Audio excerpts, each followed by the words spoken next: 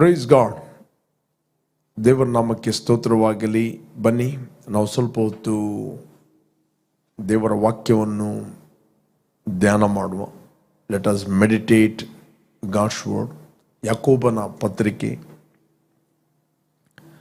1ನೇ ಅಧ್ಯಾಯ 12ನೇ ವಚನ. The James 1 chapter 12 verse.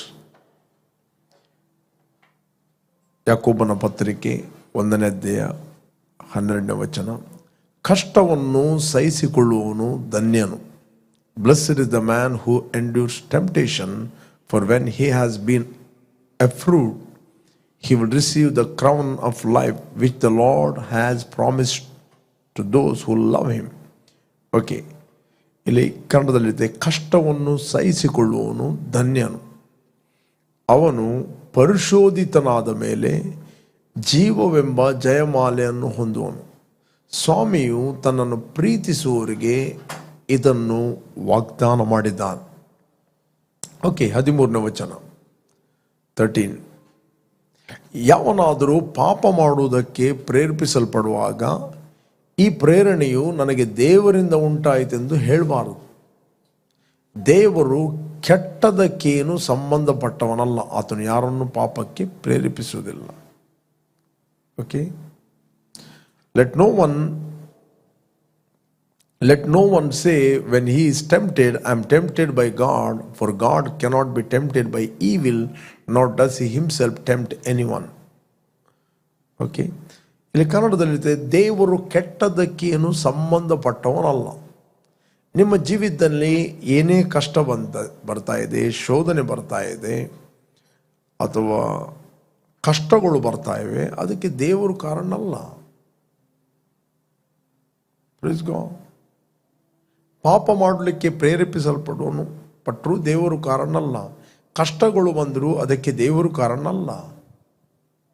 ಕೆಟ್ಟದು ನಿಮ್ಮ ಜೀವಿತದಲ್ಲಿ ನಡೀತಾ ಇದೆ, ಮನೆಯಲ್ಲಿ, ಕುಟುಂಬದಲ್ಲಿ, ಮಕ್ಕಳ ಜೀವಿತದಲ್ಲಿ ಕೆಟ್ಟದು ನಡೀತಾ ಇದೆ, ಅದಕ್ಕೂ ದೇವರು ಕಾರಣ ಅಲ್ಲ. ದ ಬೈಬಲ್ ಹೇಳ್ತಿದೆ, ಲೆಟ್ ನೋ ಒನ್ ಸೇ, ಯಾವ ವ್ಯಕ್ತಿ ಕೂಡ ಹೇಳಬಾರದು ನನಗೆ ದೇವರಿಂದ ಕಷ್ಟ ಬಂತು, ದೇವರು ನನಗೆ ಕಷ್ಟಗಳನ್ನು ಕೊಟ್ಟನು, ದೇವರಿಂದ ನನಗೆ ಕೆಟ್ಟದು ಬಂತು, ದೇವರಿಂದ ಒಳ್ಳೆಯದನ್ನು ಮಾತ್ರ ಹೊಂದಬಹುದು, ಕೆಟ್ಟದನ್ನು ಹೊಂದಬಾರದು.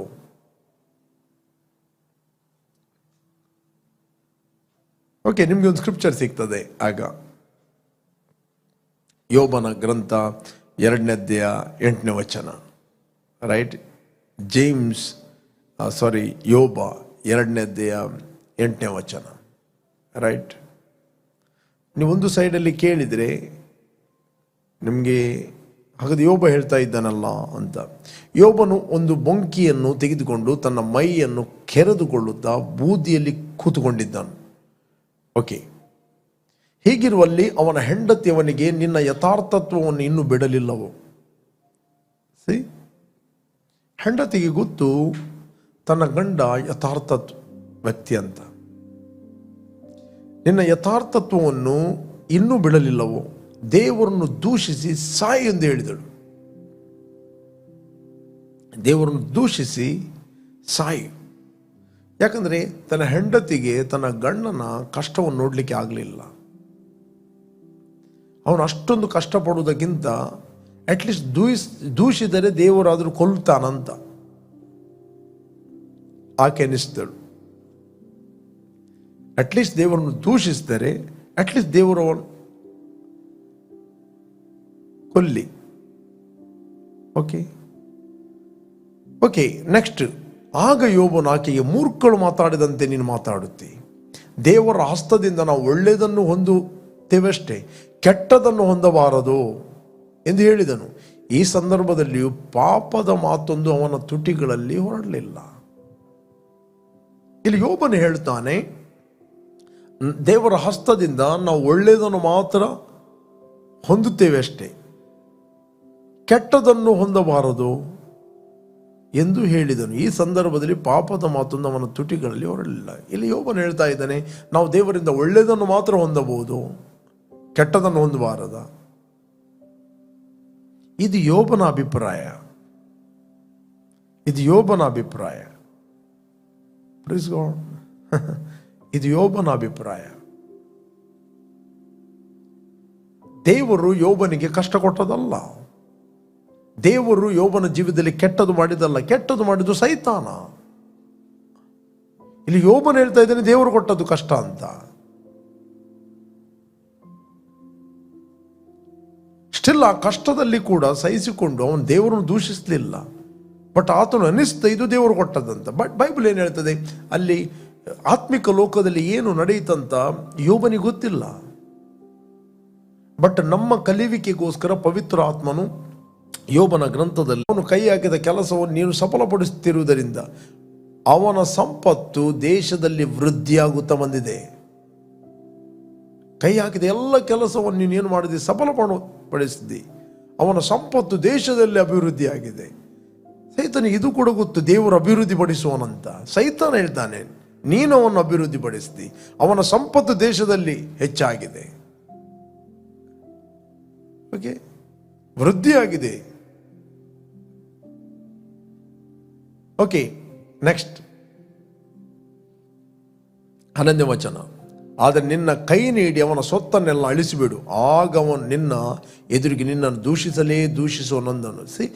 ಇಲ್ಲಿ ಸೈತಾನ ಹೇಳ್ತಾನೆ ನಿನ್ನ ಕೈ ನೀಡಿ ಅವನ ಸೊತ್ತನ್ನೆಲ್ಲ ಅಳಿಸಿಬಿಡು, ಆಗ ಅವನು ನಿನ್ನ ಎದುರಿಗೆ ನಿನ್ನನ್ನು ದೂಷಿಸುವನು ಅಂದನು. ಯೆಹೋವನು ಸೈತಾನಿಗೆ ಅವನ ಸ್ವಾಸ್ಥ್ಯವೆಲ್ಲ ನಿನ್ನ ಕೈಯಲ್ಲಿದೆ ನೋಡು. ಇಲ್ಲಿ ದೇವರು ಸೈತಾನಿಗೆ ಹೇಳ್ತಾನೆ ನಿನ್ನ ಕೈ ನೀಡಿ. ದೇವರು ಅವನು ಮುಟ್ಲಿಕ್ಕೆ ಹೋಗುವುದಿಲ್ಲ. ದೇವರ ಕೈಯಿಂದ ಕೆಟ್ಟದೇನು ಆಗುವುದಿಲ್ಲ. ಸೈತಾನ ಪ್ರೇರೇಪಿಸಿದರು ಕೂಡ. ಬಟ್ ದೇವರು ಹೇಳ್ತಾರೆ, ಯೆಹೋವನು ಸೈತಾನಿಗೆ ಅವನ ಸ್ವಾಸ್ಥ್ಯವೆಲ್ಲ ನಿನ್ನ ಕೈಯಲ್ಲಿದೆ ನೋಡು, ಆದರೆ ಅವನ ಮೈ ಮೇಲೆ ಮಾತ್ರ ಕೈ ಹಾಕಬೇಡ ಎಂದು ಅಪ್ಪಣೆ ಕೊಟ್ಟನು. ಆಗ ಸೈತಾನು ಯೆಹೋವನ ಸನ್ನಿಧಾನದಿಂದ ಹೊರಟು ಹೋದನು. ಇದೆಲ್ಲ ಮಾಡಿದ್ದು, ಕೆಟ್ಟತನ ಮಾಡಿದ್ದು ಯಾರು? ಕೆಟ್ಟತನ ಮಾಡಿದ್ದು ಸೈತಾನ. ಇಲ್ಲಿ ಯೋಬನ ಹೇಳ್ತಾ ಇದ್ದಾನೆ, ನಾವು ದೇವರ ಕೈಯಿಂದ ಒಳ್ಳೆಯದನ್ನು ಮಾತ್ರ ಹೊಂದಬಹುದು, ಕೆಟ್ಟದನ್ನು ಹೊಂದಬಾರದು. ಓಕೆ, ದೇವರ ಕೈಯಿಂದ ಕೆಟ್ಟದನ್ನು ಹೊಂದಬಾರದು. ಕೆಲವರು ಇದನ್ನು ಹಿಡಿದು ಪ್ರೀಚ್ ಮಾಡ್ತಾರೆ, ದೇವರಿಂದ ರೋಗ ಬರಬಾರದು, ಕೊಡತೆ ಬರಬಾರದು, ಬಡತನ ಬರಬಾರದು ಅಂತ. ಓಕೆ, ಇಲ್ಲಿ ಒಂದು ನೆನಪಿಟ್ಟುಕೊಳ್ಳ್ರಿ, ಇಲ್ಲಿ ದೇವರು ಹೇಳ್ತಾ ಇದ್ದಾನೆ ಅವನ ಸ್ವಾಸ್ಥ್ಯವೆಲ್ಲ ನಿನ್ನ ಕೈಯಲ್ಲಿದೆ ನೋಡು. ನಾನು ನಿನಗೆ ಕೈಗೆ ಕೊಡ್ತೇನೆ ಅಂತ ಹೇಳಲಿಲ್ಲ. Mark this word. ನಾನು ಅವನ ಸ್ವಾಸ್ಥ್ಯವೆಲ್ಲ ನಿನ್ನ ಕೈಗೆ ಕೊಡ್ತೇನಂತ ಹೇಳಲಿಲ್ಲ. ನಿನ್ನ ಕೈಯಲ್ಲಿದೆ ನೋಡು ಅಂತ. ಹಾಗಾದರೆ ಸೈತಾನ ಕೈಯಲ್ಲಿ ಕೊಟ್ಟದ್ದು ಯಾರು? ಯೋಬನ ಭಯ, ದ ಫಿಯರ್. ನ್ಯಾಚುರಲ್ ವರ್ಲ್ಡ್ ಅಲ್ಲಿ ಫಿಯರ್, ಸ್ಪಿರಿಚುವಲ್ ವರ್ಲ್ಡ್ ಅಲ್ಲಿ ನಿನಗೆ ಗೊತ್ತಿಲ್ಲದ ರೀತಿಯಲ್ಲಿ ನೀನು ಸೈತಾನ ಕೈಯಲ್ಲಿ ಶಿಫ್ಟ್ ಆಗುತ್ತಿ. ಅದಕ್ಕೆ ದೇವರ ವಾಕ್ಯ ಒತ್ತಿ ಒತ್ತಿ ಹೇಳ್ತದೆ, ಭಯಪಡಬೇಡ, ಭಯಪಡಬೇಡ, ಭಯಪಡಬೇಡ, ಚಿಂತೆ ಮಾಡಬೇಡ, ಚಿಂತೆ ಮಾಡಬೇಡ, ಚಿಂತೆ ಮಾಡಬೇಡ. ಚಿಂತೆ ಮತ್ತು ಭಯ ನಿನ್ನನ್ನು ಸೈತಾನ ಕೈಗೆ ನಿನ್ನನ್ನು ಒಪ್ಪಿಸ್ತದೆ. ದೇವರ ವಾಕ್ಯ ಹೇಳ್ತದೆ, ದೇವರ ತ್ರಾಣವುಳ್ಳ ಹಸ್ತದ ಕೆಳಗೆ ನಿಮ್ಮನ್ನು ತಗ್ಗಿಸಿಕೊಳ್ಳಿರಿ. You give yourself to the hand of god.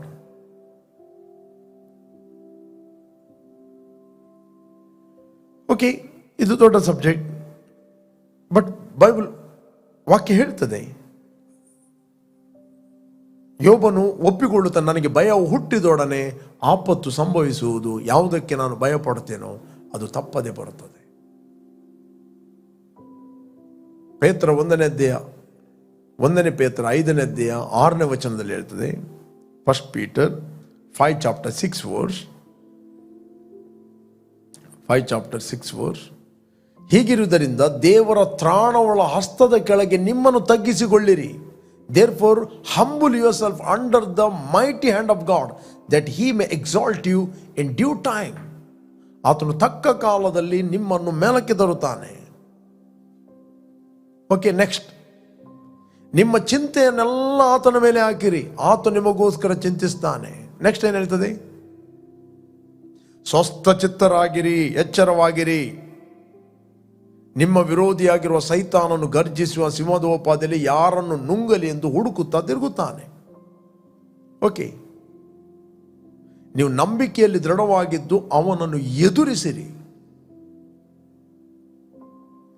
But ಅವನು ಕೊಡುವ ಕಷ್ಟವನ್ನು, ಅವನು ಕೊಡುವಂಥ ಸಮಸ್ಯೆ, ಅವನು ಕೊಡುವ ರೋಗವನ್ನು, ವ್ಯಾಧಿಯನ್ನು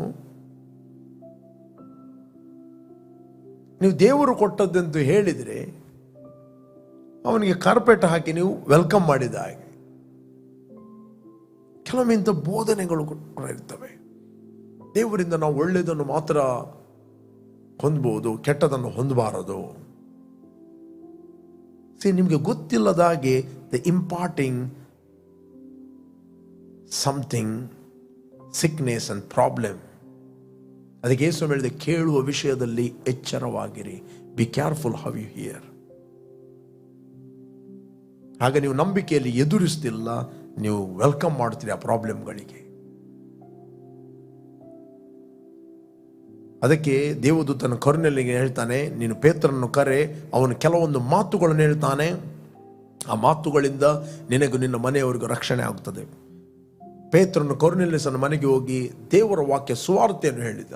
the gospel, the good news, the Bible. ಕೇಳಿದವರೆಲ್ಲರ ಮೇಲೆ ಪವಿತ್ರಾತ್ಮ ವರವು ಇಳಿಯಿತು. ಅದೇ ರೀತಿ ರಾಂಗ್ ಕೇಳಿದಾಗ ರಾಂಗ್ ಸಂಗತಿಗಳು ಇಂಪಾರ್ಟ್ ಆಗ್ತವೆ. ನೀವು ನಂಬಿಕೆಯಲ್ಲಿ ದೃಢವಾಗಿದ್ದು ಅವನನ್ನು ಎದುರಿಸಿರಿ. ಲೋಕದಲ್ಲಿರುವ ನಿಮ್ಮ ಸಹೋದರರು ಅಂಥ ಬಾಧೆಗಳನ್ನು ಅನುಭವಿಸುತ್ತಿದ್ದಾರೆಂದು ನಿಮಗೆ ತಿಳಿದಿದೆಯಲ್ಲ. ಅದಕ್ಕೆ ಯಾಕೋಬ ಹೇಳ್ತಾನೆ 1:12, ಕಷ್ಟವನ್ನು ಸಹಿಸಿಕೊಳ್ಳುವವನು ಧನ್ಯನು. ಕಷ್ಟಗಳು ದೇವರಿಂದ ಬರುವಂಥದ್ದಲ್ಲ.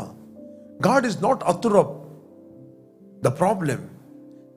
ಇಲ್ಲಿ ಕಾಂಟೆಸ್ಟ್ ಅಲ್ಲಿ ಓದ್ತಾ ಹೋಗುವ ನಾವು, ಕಷ್ಟವನ್ನು ಸಹಿಸಿಕೊಳ್ಳುವನು ಧನ್ಯನು, ಅವನು ಪರಿಶೋಧಿತನಾದ ಮೇಲೆ ಜೀವ ಎಂಬ ಜಯಮಾಲೆಯನ್ನು ಹೊಂದುವನು, ಸ್ವಾಮಿಯು ತನ್ನನ್ನು ಪ್ರೀತಿಸುವವರಿಗೆ ಇದನ್ನು ವಾಗ್ದಾನ ಮಾಡಿದ್ದಾನೆ. ಓಕೆ, ನೆಕ್ಸ್ಟ್ 13ನೇ ವಚನ. ಯಾವನಾದರೂ ಪಾಪ ಮಾಡುವುದಕ್ಕೆ ಪ್ರೇರೇಪಿಸಲ್ಪಡುವಾಗ ಈ ಪ್ರೇರಣೆಯು ನನಗೆ ದೇವರಿಂದ ಉಂಟಾಯಿತೆಂದು ಹೇಳಬಾರದು. ದೇವರು ಕೆಟ್ಟದಕ್ಕೆ ಸಂಬಂಧಪಟ್ಟವನಲ್ಲ. ದೇವರ ಕೈಯಿಂದ ಯಾವತ್ತೂ ಕೆಟ್ಟದು ಬರುವುದಿಲ್ಲ. ಅದು ಯೋಬ ಹೇಳಿದ್ದು, ದೇವರಿಂದ ಕೆಟ್ಟದನ್ನು ಅವನು ಹೊಂದಬಾರದೆ ಅಂತ. ಒಳ್ಳೆಯದನ್ನು ಮಾತ್ರ ನಾವು ಹೊಂದಬಹುದಾ, ಕೆಟ್ಟದನ್ನು ನಾವು ಹೊಂದಬಾರದಾ? ಅದು ಯೋಬ ಹೇಳಿದ. ದೇವರು ಕೆಟ್ಟದಕ್ಕೆ ಸಂಬಂಧಪಟ್ಟವನಲ್ಲ, ಆತನು ಯಾರನ್ನು ಪಾಪಕ್ಕೆ ಪ್ರೇರೇಪಿಸುವುದಿಲ್ಲ. ಓಕೆ, ಆದರೆ ಪ್ರತಿಯೊಬ್ಬನು ತನ್ನಲ್ಲಿರುವ ಆಶಾಪಾಶದಿಂದ ಎಳೆಯಲ್ಪಟ್ಟು ಮರಳುಗೊಂಡವನಾಗಿ ಪ್ರೇರೇಪಿಸಲ್ಪಡುತ್ತಾನೆ. ಆಮೇಲೆ ಆಶೆಯು ಬಸುರಾಗಿ ಪಾಪವನ್ನು ಹೇರುತ್ತದೆ, ಪಾಪವು ತುಂಬ ಬೆಳೆದು ಮರಣವನ್ನು ನಡೆಯುತ್ತದೆ. ನನ್ನ ಪ್ರಿಯ ಸಹೋದರರೇ, ಮೋಸ ಹೋಗಬೇಡ್ರಿ. 16ನೇ ವಚನ ಹೇಳ್ತದೆ, ನನ್ನ ಪ್ರಿಯ ಸಹೋದರರೇ ಮೋಸ ಹೋಗಬೇಡ್ರಿ, ಡು ನಾಟ್ ಬಿ ಡಿಸೀವ್ಡ್. 17ನೇ ವಚನ, ಎಲ್ಲ ಒಳ್ಳೆಯ ದಾನಗಳು, ಕೊಂದಿಲ್ಲದ ಎಲ್ಲ ವರಗಳು ಮೇಲಿನಿಂದ ಸಕಲ ವಿಧವಾದ ಬೆಳಕಿಗೆ ಮೂಲ ಕಾರಣನಾದವನಿಂದ ಇಳಿದು ಬರುತ್ತದೆ. ಆತನಲ್ಲಿ ಚಂಚಲತ್ವವೇನಿಲ್ಲ, ವ್ಯತ್ಯಾಸದ ಸೂಚನೆ ಇಲ್ಲ. Every good gift, not bad gift, every gift and every perfect gift is from above and comes down from the Father of lights, with whom there is no variation or shadow of turning. ಎಲ್ಲ ಒಳ್ಳೆಯ ದಾನಗಳು, ಕುಂದಿಲ್ಲದ ಎಲ್ಲ ವರಗಳು ಮೇಲಿನಿಂದ ಸಕಲ ವಿಧವಾದ ಬೆಳಕಿಗೆ ಮೂಲ ಕಾರಣನಾದವನಿಂದ ಇಳಿದು ಬರುತ್ತದೆ. ಆತನಲ್ಲಿ ಚಂಚಲತ್ವೇನಿಲ್ಲ, ವ್ಯತ್ಯಾಸದ ಸೂಚನೆ ಕೂಡ ಇಲ್ಲ. 18ನೇ ವಚನ. ಓಕೆ, ಆತನು ತನ್ನ ಸೂಚಿತದ ಪ್ರಕಾರ ಸತ್ಯ ಬೋಧನೆಯ ವಾಕ್ಯದಿಂದ ನಮ್ಮನ್ನು ಹುಟ್ಟಿಸಲಾಗಿ ನಾವು ಆತನ ಸೃಷ್ಟಿಗಳಲ್ಲಿ ಪ್ರಥಮ ಫಲದಂತೆ ಆದೆವು. ಯಾವಾಗಲೂ ನಮ್ಗೆ ಗೊತ್ತಿರಬೇಕು, god is a good god. ದೇವರು ಕೆಟ್ಟತನಕ್ಕೆ ಕಾರಣನೂ ಅಲ್ಲ. ಕೆಲವರು ಪಾಪ, ನಾನು ಯೋಬನ ಜೀವಿತದಲ್ಲಿ ಕಷ್ಟ ಬಂತು, ಯೋಬನ ಜೀವಿತದಲ್ಲಿ ಸಮಸ್ಯೆ ಬಂತು. ಕಷ್ಟ ದೇವರಿಂದ ಬರುವುದಲ್ಲ. God is not author of evil. ದೇವರು ನಮಗೆ ಕಲಿಸ್ತಾನೆ. ಹಳೆ ಒಡಂಬಡಿಕೆ ಎಕ್ಸಾಂಪಲ್ಗಳನ್ನು ಕೊಟ್ಟು ದೇವರು ನಮಗೆ ಕಲಿಸ್ತಾನೆ. ಕೆಲವೊಮ್ಮೆ ಹಳೆ ಒಡಂಬಡಿಕೆ ಸಂಗತಿಗಳು ನಮಗೆ ಯಾಕೆ ನಿದರ್ಶನ ರೂಪವಾಗಿ ಬರೆಯಲ್ಪಟ್ಟಿದೆ? ಹಳೆ ಒಡಂಬಡಿಕೆಯಲ್ಲಿ ಯಾಕೆ ಅವರು ಸಫಲರಾದರು, ಯಾಕೆ ಅವರು ಫೇಲ್ ಆದರು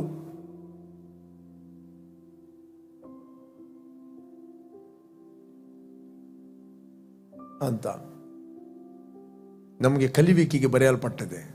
the old Testament is also very important. ಅವರ ಜೀವಿತದ ಬಗ್ಗೆ ಅದೇ ದೇವರು ಅವರೊಟ್ಟಿಗಿದ್ದವ, ಆತ ನಮ್ಮ ಒಟ್ಟಿಗಿದ್ದಾನೆ, ಆತ ನಮ್ಮ ತಂದೆ ಆಗಿದ್ದಾನೆ.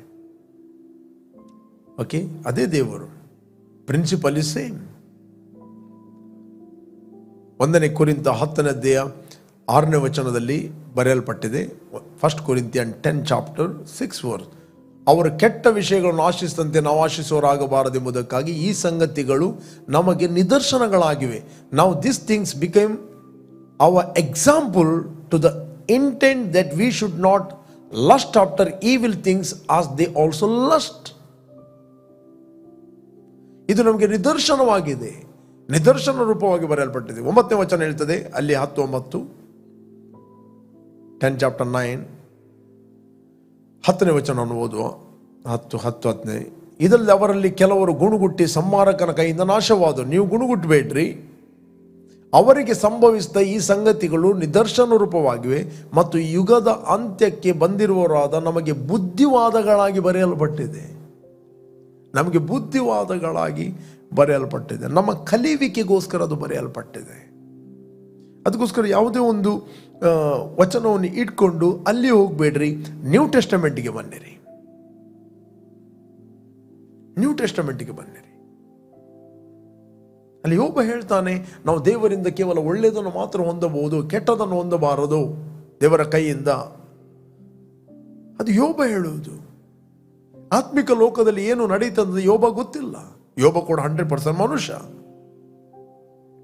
ಯೋಬ ಆ ಸಂದರ್ಭದಲ್ಲಿ ಕೂಡ ಆತನು ದೇವರನ್ನು ಯಥಾರ್ಥವಾಗಿ ಪ್ರೀತಿ ಮಾಡಿದ. ಯಥಾರ್ಥವಾಗಿ ಆತನು ದೇವರನ್ನು ಪ್ರೀತಿ ಮಾಡಿದ. ದೇವರಿಗೆ ಆತನು ದೂಷಿಸಲಿಕ್ಕೆ ಹೋಗಲಿಲ್ಲ. ಆ ಸಂದರ್ಭದಲ್ಲಿ ಅವನು ಹೇಳ್ತಾ ಇದ್ದಾನೆ, ನಾವು ದೇವರ ಕೈಯಿಂದ ಒಳ್ಳೆಯದನ್ನು ಮಾತ್ರ ಹೊಂದಬಹುದು, ಕೆಟ್ಟದನ್ನು ಹೊಂದಬಾರದು. ಪಾಪ ಯೋಬನಿಗೆ ಅಲ್ಲಿ ಗೊತ್ತಿಲ್ಲ.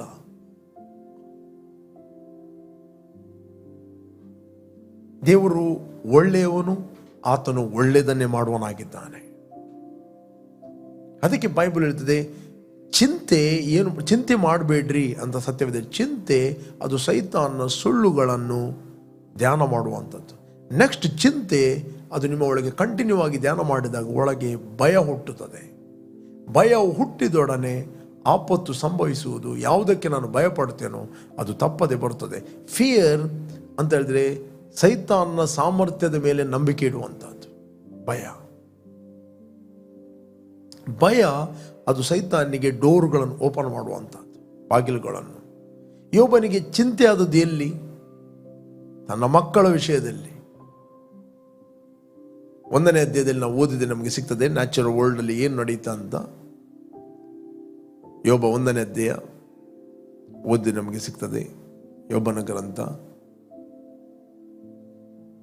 ಊಚ್ ದೇಶದಲ್ಲಿ ಯೋಬನೆಂಬ ಒಬ್ಬ ಮನುಷ್ಯನಿದ್ದನು. ಅವನು ದೇವರಲ್ಲಿ ಭಯಭಕ್ತಿಯುಳ್ಳವನಾಗಿ ಕೆಟ್ಟದನ್ನು ನಿರಾಕರಿಸುತ್ತಾ ನಿರ್ದೋಷಿಯು ಯಥಾರ್ಥ ಚಿತ್ತನೂ ಆಗಿದ್ದನು.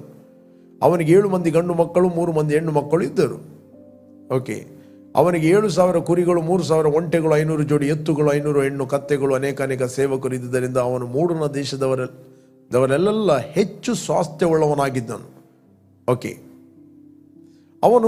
ಅವನ ಕುಮಾರರು ಒಂದೊಂದು ದಿನ ಒಬ್ಬೊಬ್ಬನ ಮನೆಯಲ್ಲಿ ಔತಣವನ್ನು ನಡೆಸ್ತಾ ಆ ಭೋಜನಕ್ಕೆ ತಮ್ಮ 3 ಅಕ್ಕ ತಂಗಿಯರನ್ನು ಕರೆ ಕಳಿಸುತ್ತಿದ್ದರು. ಔತಣ ಸರದಿ ತೀರಿದ ನಂತರ ಯೋಬನು ತನ್ನ ಮಕ್ಕಳು ಒಂದು ವೇಳೆ ಹೃದಯದಲ್ಲಿ ದೇವರನ್ನು ದೂಷಿಸಿ ಪಾಪ ಮಾಡಿರಬಹುದು ಎಂದವರನ್ನು ಕರೆಸಿ ಶುದ್ಧಪಡಿಸಿ ಬೆಳಿಗ್ಗೆ ಎದ್ದು ಅವರ ಸಂಖ್ಯೆಗೆ ತಕ್ಕಂತೆ ಹೋಮಗಳನ್ನು ಅರ್ಪಿಸುತ್ತಿದ್ದನು. ಹೀಗೆ ಯೋಬನು ಕ್ರಮವಾಗಿ ಮಾಡುತ್ತಿದ್ದನು. ಇಲ್ಲಿ ಯೋಬನಿಗೆ ಒಂದು ಭಯ ಏನಂತ ಹೇಳಿದರೆ, ಎಲ್ಲಿಯಾದರೂ ನನ್ನ ಮಕ್ಕಳು ತಪ್ಪು ಮಾಡುತ್ತಾರೆ, ಎಲ್ಲಿಯೋ ಮಕ್ಕಳು ದೇವರನ್ನು ದೂಷಿಸ್ತಾರೆ.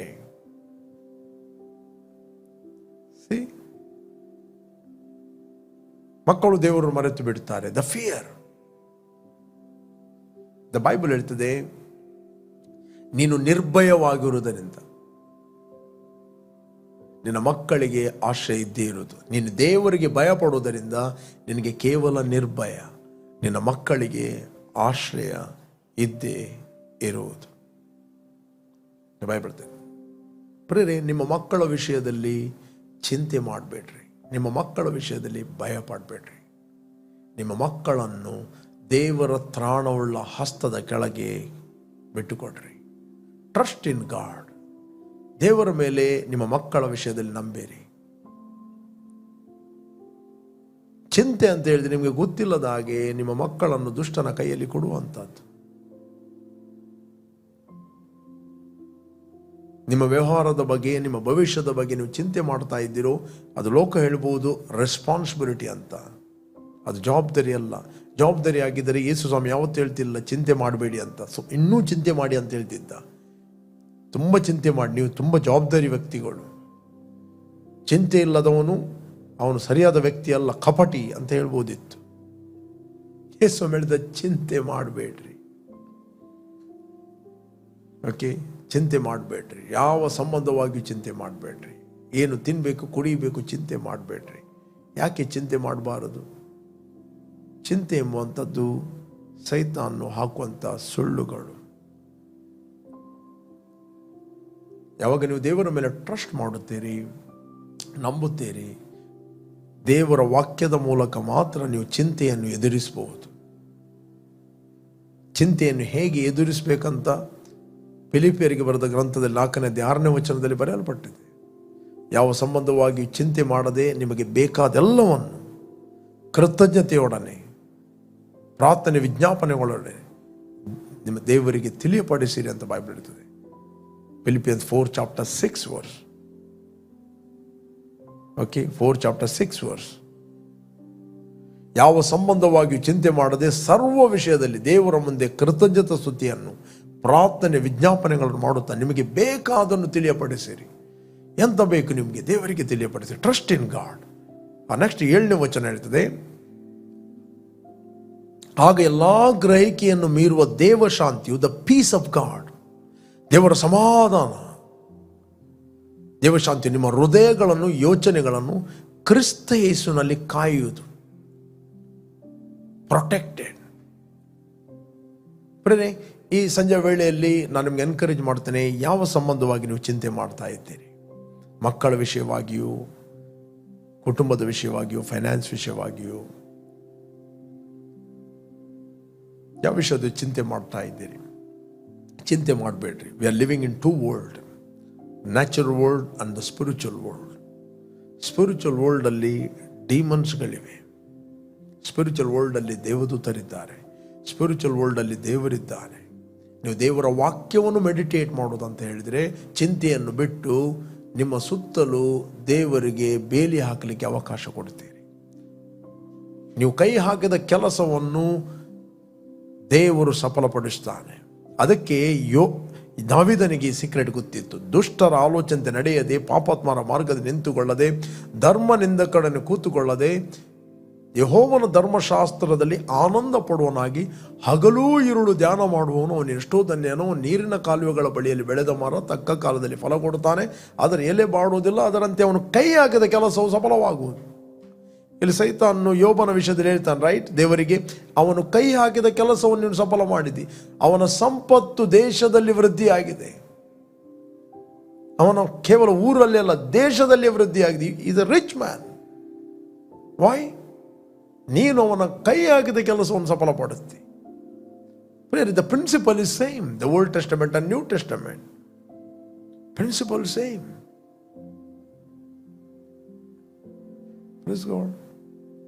Principal is same. ಅದರಿಂದ ಪ್ರಿಯರೇ, ದೇವರು ಕೆಟ್ಟದಕ್ಕೆ ಕಾರಣ ಅಲ್ಲ. God is a good God. ಕೆಲವೊಮ್ಮೆ ಕೆಲವು ಅಭಿಪ್ರಾಯಗಳು ಬರೆಯಲ್ಪಟ್ಟಿದೆ, ಬಟ್ ದೇವರ ಒಳ್ಳೆಯವನು. ಕೆಲವು ಹಳೆ ಒಡಂಬಡಿಕೆಯ ಸಂಗತಿಗಳನ್ನು ಹೊಸ ಒಡಂಬಡಿಕೆಯ ಬೆಳಕಿನಲ್ಲಿ ನಾವು ನೋಡುವಂಥದ್ದು very very important. Okay, let's pray. ನಾನು ನಿಮಗೋಸ್ಕರ ಪ್ರಾರ್ಥನೆ ಮಾಡ್ತೀನಿ. ಒಂದು ವೇಳೆ ನೀವು ಯಾರಾದರೂ ಚಿಂತೆಯಲ್ಲಿ, ನೋವಿನಲ್ಲಿ, ದುಃಖದಲ್ಲಿ ಇರುವುದಾದರೆ ಲೆಟ್ಸ್ ಪ್ರೇ. ದೇವರು ಒಳ್ಳೆಯವನು. ಆತನು ಒಳ್ಳೆಯದನ್ನೇ ಮಾಡುತ್ತಾನೆ. ಆತನು ಕೆಟ್ಟದಕ್ಕೆ ಕಾರಣ ಅಲ್ಲ. Thank you Father. Thank you Lord. ತಂದೆ, ನೀನು ಒಳ್ಳೆಯವನು. ಯಾವಾಗಲೂ ನಮ್ಮ ಜೀವಿತದಲ್ಲಿ ಒಳ್ಳೆಯದನ್ನು ಮಾಡುತ್ತಿ. ನಾವು ಒಳ್ಳೆಯ ಸಂಗತಿಗಳನ್ನು ನಾವು ನಿನ್ನ ಸನ್ನಿಧಿಯಲ್ಲಿ ಧ್ಯಾನ ಮಾಡುತ್ತೇವೆ. ಎಲ್ಲ ಕೆಟ್ಟತನವನ್ನು ಯೇಸು ನಾಮದಲ್ಲಿ ನಾವು ತಿರಸ್ಕರಿಸ್ತಾ ಇದ್ದೇವೆ, ನಿರಾಕರಿಸ್ತಾ ಇದ್ದೇವೆ. ಯೇಸು ನಾಮದಲ್ಲಿ ಎಲ್ಲ ರೋಗ ವ್ಯಾಧಿಗಳನ್ನು ನಾವು ನಿರಾಕರಿಸ್ತಾ ಇದ್ದೇವೆ. Thank you, Lord, for the healing. Thank you, Lord, for the anointing of God. Thank you, Lord, for the wisdom. In Jesus' name, amen, amen, amen, amen, amen.